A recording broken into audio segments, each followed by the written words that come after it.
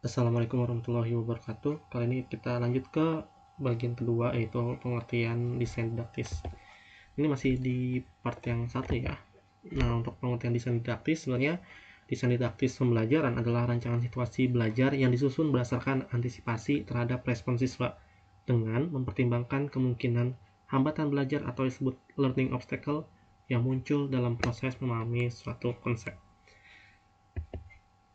Nah, berbeda dengan desain pembelajaran biasa yang berfokus pada langkah-langkah mengajar, nah, desain didaktis ini menekankan pada yang pertama adalah relasi antara guru, siswa, sama materi. Bagaimana gurunya, bagaimana kondisi siswanya, dan bagaimana susunan struktur materinya. Dan yang kedua adalah prediksi respon siswa. Nah, di sini kita harus mengetahui nih, apakah nanti respon siswa akan seperti ini, seperti ini, seperti ini, yang akan diantisipasi pada bagian struktur materinya. Strategi antisipasi terhadap kesalahan. Nah, di sini juga setelah kita tahu nih prediksi respon siswa dan kesalahan-kesalahan apa, kita harus memiliki yang namanya antisipasi kesalahan atas respon siswa itu tersebut. Dan yang keempat adalah pengembangan situasi yang memicu konstruksi konsep. Nah, ini bagaimana sih urutan-urutan pembelajaran yang seharusnya dilakukan. Kalau misalkan memang ada yang ketukar ya silakan dibalik atau enggak diperbaiki lagi untuk menambahkan apa gitu ya. Nah, secara teoretik, desain didaktis itu berakar pada tiga yang kayak seperti sebelumnya. Ada theory of didactical situation, dan yang kedua adalah konsep learning obstacle, sama yang ketiga adalah antisipasi didaktis dan pedagogis gitu ya. Adapun perbedaan desain didaktis pembelajaran dan desain didaktis gitu ya. Nah, yang pertama adalah kita lihat dari 5 aspeknya. Ada fokus, orientasi, analisis kesalahan, dasar teori, sama tujuan utamanya. Untuk fokus, desain pembelajaran umum itu hanya langkah-langkah mengajar, tapi desain didaktis itu adalah respon siswanya gitu ya. Aspek yang orientasi, desain pembelajaran umum itu melihat pada aktivitas guru, sedangkan desain didaktis itu adalah interaksi guru, siswa, sama materi. Untuk aspek analisis kesalahan, desain pembelajaran umum itu setelah pembelajaran biasanya. Untuk desain didaktis itu diprediksi sebelum pembelajaran. Jadi, alangkah lebihnya kita memprediksi dulu apa-apa yang nanti akan ada di dalam proses pembelajaran, problem-problemnya seperti apa, responnya seperti apa. Terus yang aspek keempat itu adalah dasar teori. Nah, untuk desain pembelajaran umum, teorinya belajar yang umum. Nah, sedangkan untuk desain didaktis itu teorinya situasi didaktisnya atau ketika pengajarannya. Yang aspek terakhir tujuan utamanya untuk mencapai kompetensi itu di desain pembelajaran umum, sedangkan mengatasi hambatan belajar itu ada di desain didaktis gitu. Terus bagaimana sih karakteristik utama desain didaktis? Yang pertama adalah berbasis learning obstacle. Tentu aja kita melihat bagaimana sih permasalahan-permasalahan yang ada di pembelajaran.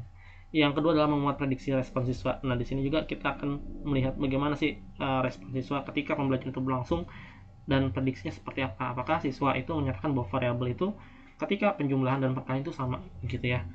Terus yang ketiga adalah memiliki antisipasi didaktis. Nah, di sini adalah bagaimana sih pembelajaran strukturnya itu seperti apa yang harus kita perbaiki dari respon-respon siswa. Karena respon siswa itu menunjukkan bagaimana mereka bisa miskonsepsi dan kita yang harus memperbaikinya. Setelah itu adalah direvisi melalui analisis retrospektif gitu ya. Nah, ini perbaikan-perbaikannya yang harus kita ubah seperti itu disesuaikan dengan implementasi. Nah, ini bersifat siklik dan reflektif. Jadi bersifat tuh berputar gitu ya, dan terus akan refleksi terus seorang guru. Nah, ini adalah baiknya dalam desain pembelajaran, bukan desain ya, tapi penelitian ini sebenarnya.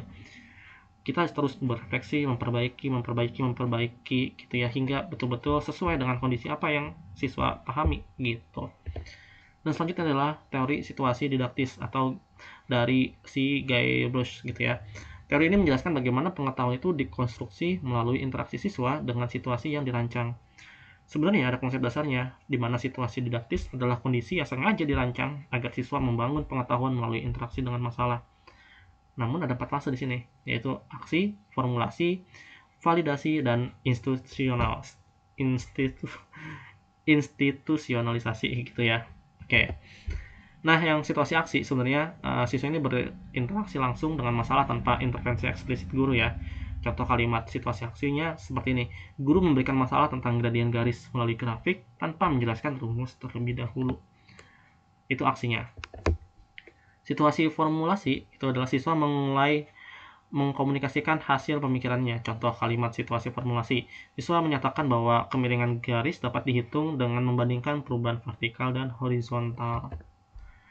Dan situasi validasinya, siswa itu menguji atau mempertahankan argumennya, di mana siswa itu membuktikan bahwa dua garis sejajar itu memiliki gradien yang sama melalui perhitungan numerik. Adapun situasi institusionalisasi, gitu ya, guru meresmikan konsep formalnya. Contoh kalimatnya yaitu guru menyimpulkan bahwa gradien ini dirumuskan sebagai perubahan y dibagi dengan perubahan x, gitu.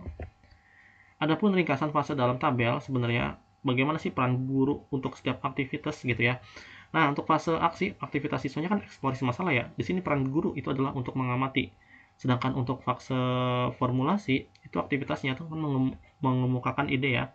Dimana peran guru itu sebenarnya memfasilitasi. Dan validasi yaitu menguji argumen. Nah, di sini peran guru adalah mengarahkan, dan institusionalisasi itu adalah menerima konsep formal, di mana peran guru itu hanya menyimpulkan saja, gitu. Adapun learning obstacle atau hambatan belajar. Jadi learning obstacle adalah hambatan konseptual yang menyebabkan siswa mengalami kesulitan memahami suatu konsep. Menurut Bruce dan Prof. Dr. Suryadi, terdapat 3 jenis, yaitu autogenic obstacle, didactical obstacle, dan epistemologi obstacle. Apa sih ketiganya? Yuk kita bahas. Ontogenic obstacle itu adalah hambatan belajar yang muncul karena keterbatasan tahap perkembangan kognitif atau kesiapan mental siswa. Hambatan ini biasanya berkaitan dengan faktor usia, kematangan berpikir, prasyarat, konsep yang masih diketahui siswa ya, yang belum diketahui.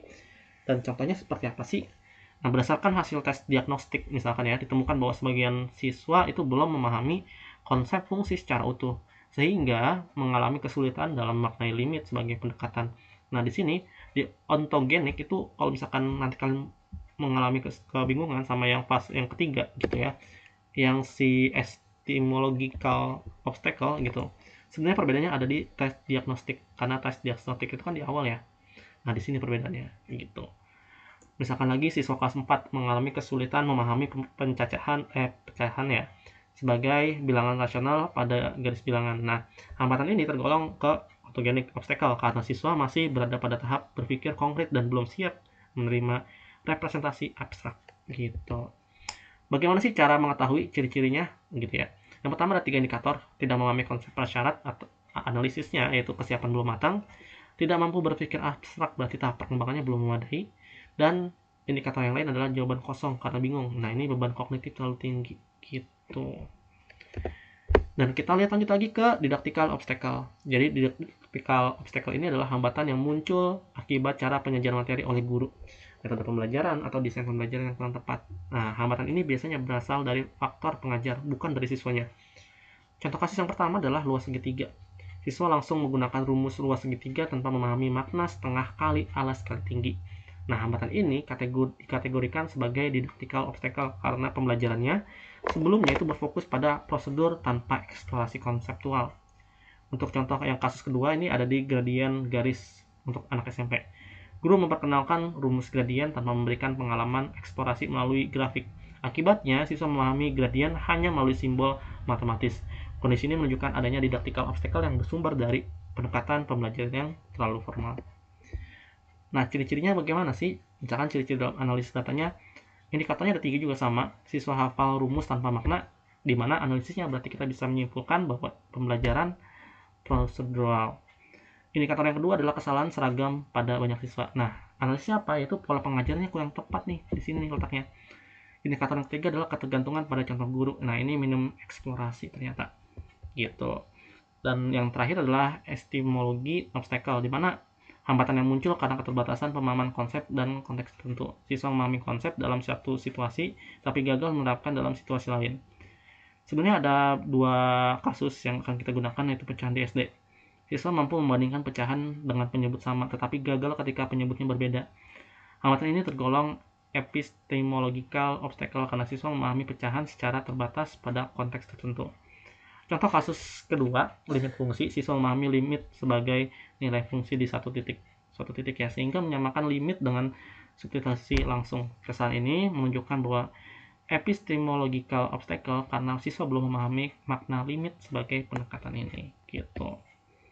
Nah, adapun contoh kasus yang ketiga, siswa memaknai variabel hanya sebagai simbol untuk mencari nilai tertentu, bukan sebagai representasi umum suatu bilangan. Hal ini menunjukkan adanya epistemological obstacle dalam memahami konsep aljabar secara struktural.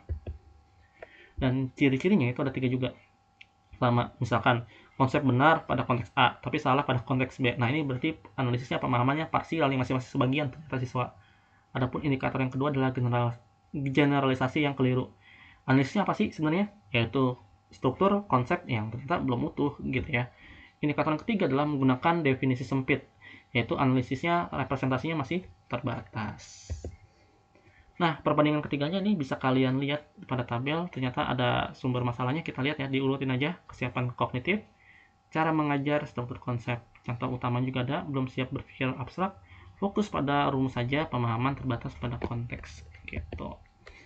Dan contoh paragrafnya yang bisa kalian masukin di skripsi gitu ya, di bab 1.